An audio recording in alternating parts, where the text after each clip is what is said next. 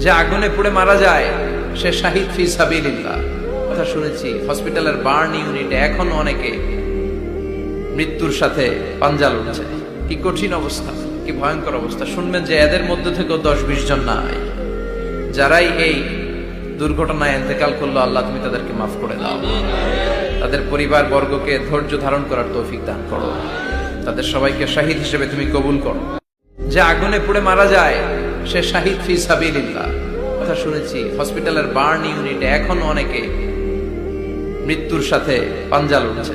কি কঠিন অবস্থা, কি ভয়ঙ্কর অবস্থা। শুনবেন যে এদের মধ্যে থেকেও 10-20 জন নাই, যারাই এই দুর্ঘটনায় ইন্তেকাল করলো, আল্লাহ তুমি তাদেরকে মাফ করে দাও।